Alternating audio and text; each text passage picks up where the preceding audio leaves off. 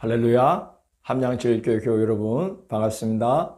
함께 보실 말씀은 고린도후서 10장에서 13장 말씀이 되겠습니다.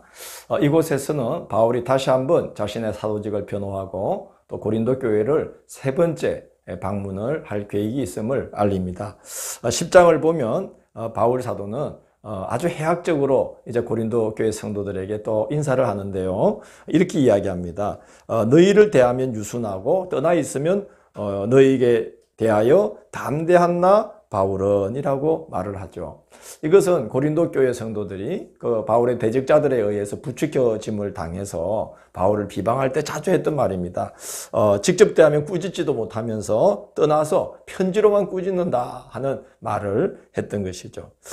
바울은 이제 그 4절 5절에서 하나님의 일은 성격이나 육신의 능력으로 하는 것이 아니다 하면서 이런 말을 합니다. 우리의 싸우는 무기는 육신에 속한 것이 아니요 오직 어떠한 견고한 진도 무너뜨리는 하나님의 능력이라. 그러면서 그 능력이 어떤 일들을 가능하게 하는가 하는 것을 이렇게 말합니다. 모든 이론을 무너뜨리며 하나님을 아는 것을 대적하여 높아진 것을 다 무너뜨리고 모든 생각을 사로잡아 그리스도에게 복종하게 하니라고 말합니다. 그래서 8절은 바울은 그 권세를 이제 고린도 교회 성도들을 이겨먹는 데 쓴 게 아니고 교회를 세우려고 그 하나님의 능력 그것만을 오직 의지했다는 것입니다. 7절과 10절을 보면 이 고린도 교회 성도들 중에 그 비방을 일삼게 된 이들이 바울의 풍모와 언변에 대해서 참 적잖은 많은 말을 했던 것 같습니다. 그래서 보면 7절과 10절을 보면 너희는 외모만 보는도다. 또 몸으로 대할 때는 약하고 그 말도 시원치 아니하니 그런 말을 이제 했다는 거죠. 그러나 바울은 그렇게 이야기합니다. 교회가 상처를 받을까 봐 겸손하고 유순하게 성도들을 대하는 것일 뿐이다. 그렇게 이야기하면서 자천서와 추천서를 가지고 필요 이상으로 자랑을 하는 거짓 교사들과 자기 자신은 정말 비교할 수 없는 그런 헌신과 열심을 고린도 교회에 다 쏟았다라고 하면서 우리는 분수 이상의 자랑을 하지 않고 오직 그리스도의 복음만 자랑한다. 그래서 우리가 너희들 앞에서는 말을 조심한 것이다 라고 이제 변정을 하는 것이죠. 자, 11장은 바울이 그 고린도 교회 성도들을 안타까워하면서 정말 그 자신들을 위해서 온갖 수고를 마다하지 않는 이 바울, 또 하나님의 그 세계에 대해서 깊은 이해를 갖고 있는 이 바울의 말은 잘 들으려고 하지 않고 거짓으로 귀를 즐겁게 하는 거짓 교사들은 잘 용납하는 그런 모습을 바울이 안타까워합니다. 그래서 4절 6절을 보면 내가 말에는 부족하나 지식에는 그렇지 아니하니 그럽니다. 언변은 좀 부족했지만 하나님 나라의 그 진리와 그 깊은 지혜에 대해서 바울은 그들과 거짓 교사들과 비교할 수 없을 만큼 풍성한 지혜와 경험이 그에게 있다는 것입니다. 그런데 고린도 교회 성도들은 거짓 교사들이 다른 예수를 전하거나 다른 복음을 전하거나 그럴 때에 참 잘도 용납하면서 바울에 대해서는 비방을 일삼기만 했다는 것이죠. 또 바울은 무보수로 일한 것에 대한 해명을 합니다. 7절을 보면 내가 무보수로 생긴 게 왜 죄가 되느냐, 왜 비방거리가 되느냐 그러면서 8절을 보면 내가 너희를 섬기기 위하여 다른 여러 교회에서 비용을 받은 것은 탈취한 것이라 이렇게 말을 합니다. 잘못 이해하면은 바울이 다른 교회에서 막 탈취해가지고 고린도 교회를 도운 거로 생각할 수 있는데요. 바울은 지금 전쟁 용어, 당시에 사용되던 전쟁 용어를 쓴 겁니다. 점령을 해서, 어느 한 지역을 점령을 해서 거기서 노획물을 얻은 것, 그걸 탈취한 것이라고 했던 거예요. 그러니까 바울은 이제 마케도냐 지역 교회 그 지역에 가서 영적으로 승리를 하고 그래서 거기 교회들이 세워지게 하여서 그 교회들을 통해서 하나님이 바울에게 주신 것들을 가지고 고린도에 와서 고린도 교회를 세우고 성도들을 섬길 수 있었다는 것이죠. 그래서 바울이 참 무보수로 그렇게 섬길 수 있었던 것은 마케도냐 교회 성도들이 수고를 한 것이고 그리고 내가 고린도 교회 성도들에게는 누를 끼치지 않으려고 무보수를 한 것이다. 그러면서 그 바울은 자신이 얼마나 많은 교회를 섬기기 위해서 얼마나 많은 수고를 했는지를 23절에서 28절에 구구절절히 이야기하면서 내가 그런 수고를 다 하고도 내게는 널 눌리는 것이 있는데 그건 곧 모든 교회를 위해 염려하는 것이다. 그렇게 이야기합니다. 얼마나 진실된 사도며 참 얼마나 진실된 목회자입니까? 사실은 교회를 조금만 사랑하는 마음을 가져도 늘 교회를 마음에 품고 다니게 되고 교회에 대한 많은 생각들을 항상 머리에 이고 다니죠. 교회를 사랑하는 주의 종들과 성도들은 사실 그렇지 않습니까? 바울이 지금 그런 이야기를 하는 거예요. 난 정말로 고린도 교회를 사랑했다. 거짓 교사들과 다르다 하는 이야기를 하는 것이죠. 12장에서는 이제 사람들이 자신을 약하게 보고 실제로 자신의 육신이 약할지라도 하나님의 일을 함에 있어서는 아무 문제될 것이 없다는 것을 바울이 경험하고 깨닫게 된 한 사건을 이야기합니다. 14년 전에 바울이 아주 그 셋째 하늘에 올라가는, 당시의 표현에 의하자면은 아주 영의 깊은 단계까지 들어가서 사람의 말로는 형용할 수 없는 그런 말이 오가는 세계에서 하나님의 음성을 들었다는 거예요. 근데 하나님께서 자신이 교만하게 될까봐 육체의 가시, 고난을 주셨다는 거예요.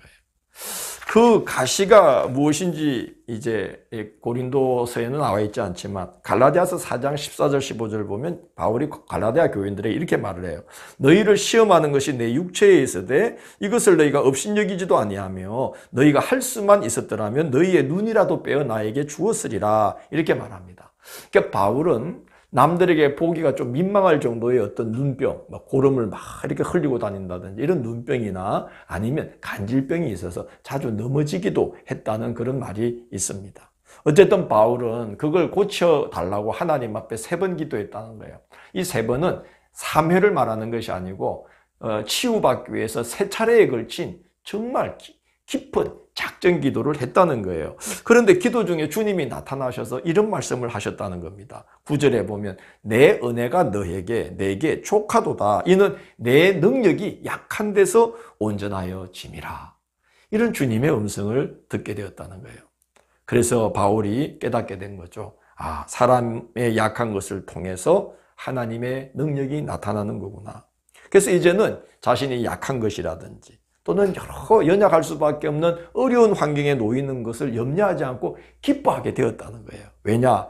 약한 것은 이제는 비방거리가 아니라 주님의 능력이 나타나도록 준비된 상태라는 것을 주님이 알게 하셨다는 겁니다.